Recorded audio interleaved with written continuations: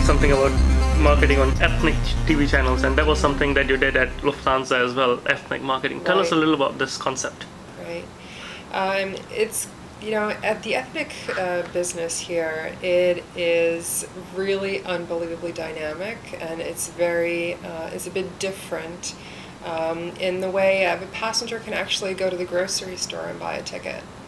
And you don't really see that, if somebody's looking for a ticket to fly to, Brussels, you wouldn't necessarily think of going to your local grocery store. But yet, that is so common here that you have so many people involved in selling tickets. And it's all about trying to get the best price. Right. For the value, of course. There's, I think the South Asian population is always looking to get the most value, and they're not in a position to say necessarily they always want the cheapest. So I don't necessarily want to use that word cheapest, but clearly they're looking for a very financially beneficial proposition for them before they make a choice. Right. And the big thing also is that they shop. So they don't feel that they've done their homework until they looked at all the different scenarios and options that they have before they make a decision to purchase a ticket. Right. And how is it that Jet Airways actually infuses itself in these decision-making points? We try to be competitive. Okay. So that's clearly number one. So as far as our price is concerned, we clearly want to be an airline of choice, so that we have that environment of thinking about Jet Airways. Then clearly also the network that we had established with our agencies in the market. And also, you had mentioned events. We also do events, and we participate in things like Diwali and the parade, the Navratri, and we have participated in these different community type of events, and very important for Indian people. Interesting. What about the online ad strategy? Is that a significant component as well? It definitely is, but it hasn't been as in focused as we should be. I think we will be looking at shifting some of our marketing efforts via the e-commerce. And is that, do you mean just buying ads, or is it like fostering communities or other initiatives as well? Not sure about the communities. We had that long discussion at actually one of the panels not too long ago at the event. But clearly, ways of trying to get the attention for the people that are really searching the internet. Yeah. Getting some of the pop-ups, some of the ways to get them to actually maybe even go on our website. Right. Now, one of the things which I've often heard is airlines or companies trying to control the brand, how it's projected online. But then in this times of online discourse, do you think that's really possible? With the brand, I think brand, as far as the name and association to something, it's difficult actually to do it online, I believe. You have the ability to put some pictures and maintain the look and feel of what you're selling. At the end of the day, a lot of times it's just simply the bottom line. So it's tough. Right, interesting. Now, you mentioned tough, so let's move on to the current crisis. What is Jet Airways doing to come out of this with shining colors?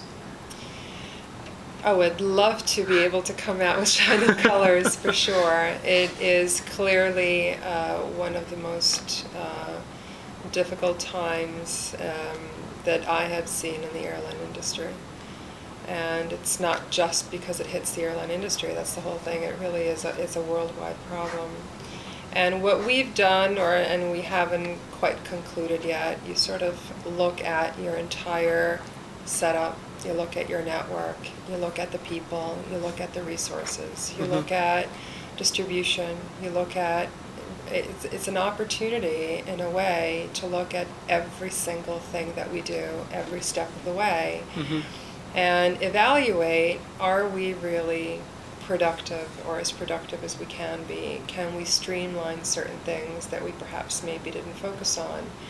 Are we resource-wise positioned properly, and are any opportunities for us to make adjustments?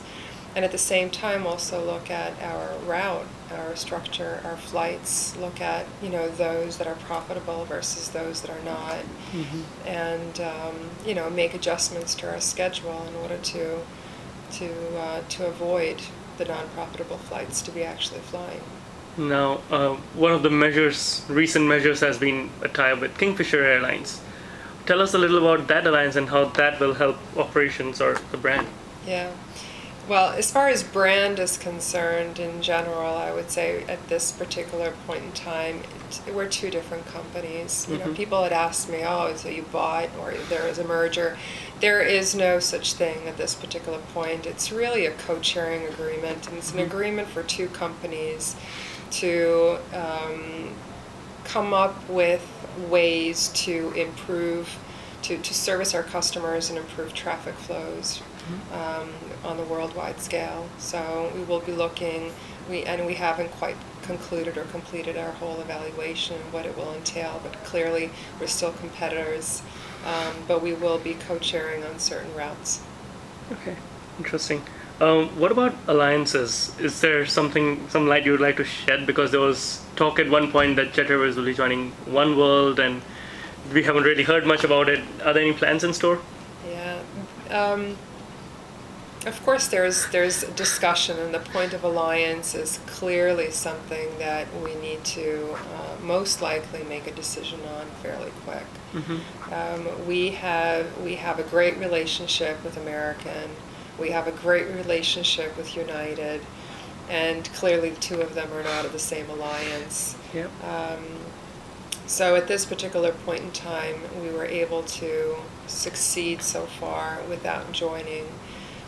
But I think that the time has come for us to be put a bit more under pressure on our own and ourselves to make a decision in order to survive in this particular environment. Right. Now, one of the other things that's been happening in parallel to alliances are just very, very good coordinations between airlines. So there's Lufthansa buying up stakes in BMI, Swiss, and all these airlines. There's Air France, KLM, there's now Delta and Northwest. Is Jet Airways looking to go down this route anytime, or is that even on the cards? I think, well, I can't really say for Jet Airways if there is a particular plan to do a buy share into some airline. I could tell you that consolidation of the airline industry is not finished, and clearly it's just some of the stepping stones that we've seen into some additional activities that we'll see on the market in the future. Interesting. Now, what are some of the plans for Jet Airways in 2009? What can we expect? Hopefully some additional flights in the U.S. That would be great. What are some of the destinations? But there's a list of destinations that we're eyeing. We definitely have a plan to expand. But before we could talk about expansion, of course, things have to settle.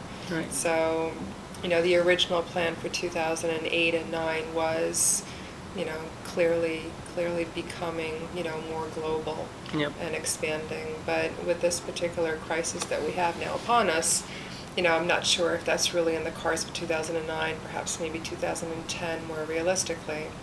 But I'm hoping that that's something we can look forward to soon. Right. Now, what about just the aviation industry, the airline industry in 2009? Where do you think that's heading? Yeah, I think, we've gone through a couple of, bad moments and bad times since I remember.